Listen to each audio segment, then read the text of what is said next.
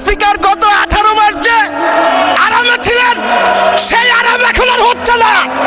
এই কারণে আমাদের অনেক সমস্যা হয়ে যাচ্ছে মাননীয় স্পিকার। কারণ আমি প্রমাণ দিয়ে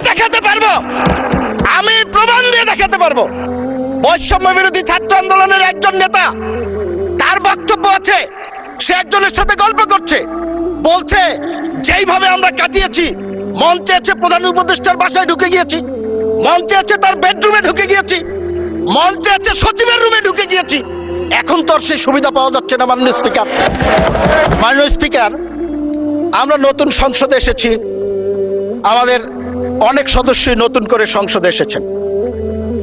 আমরা হয়তো বা দু একটি ভুল কথা বলতে পারি, আপনি ক্ষমা সুন্দর দৃষ্টিতে দেখবেন।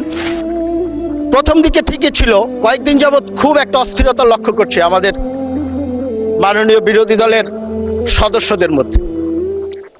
আমি খোঁজার চেষ্টা করেছি যে কি কারণে এই অস্থিরতা। আমি একটি জিনিস খুঁজে পেয়েছি, অস্থিরতার কারণটি হলো 111-এর যে তত্ত্বাবধায়ক সরকার ছিল, সেই সরকারটি সবাই জানেন সেনা সমর্থিত তত্ত্বাবধায়ক সরকার বলা হতো।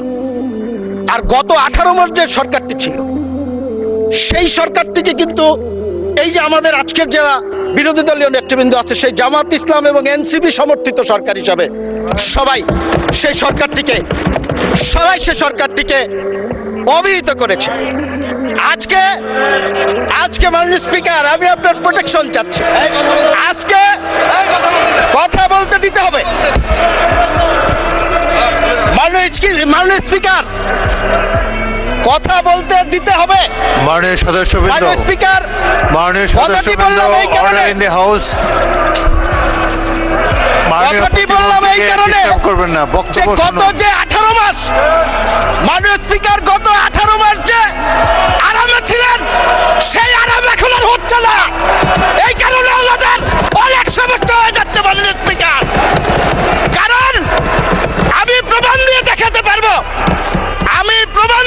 পারবো বৈষম্য বিরোধী ছাত্র আন্দোলনের একজন নেতা, তার বক্তব্য আছে, সে একজনের সাথে গল্প করছে, বলছে যেইভাবে আমরা কাটিয়েছি, মঞ্চে আছে প্রধান উপদেষ্টার বাসায় ঢুকে গিয়েছি, মঞ্চে আছে তার বেডরুমে ঢুকে গিয়েছি, মঞ্চে আছে সচিবের রুমে ঢুকে গিয়েছি, এখন তো আর সেই সুবিধা পাওয়া যাচ্ছে না। মাননীয় স্পিকার, সমস্যাটা মাননীয় স্পিকার এই জন্যই।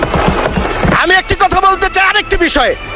জুলাই আন্দোলন নিয়ে কথা হয়েছে, এখানে আমি অন্ততপক্ষে 3 জন সংসদ সদস্য বক্তব্য দিয়েছেন, রেকর্ড আছে আপনার কাছে। একজন বলেছে 844 জন শহীদ হয়েছেন, একজন বলেছে 1000-এর উপরে শহীদ হয়েছেন, একজন বলেছেন 14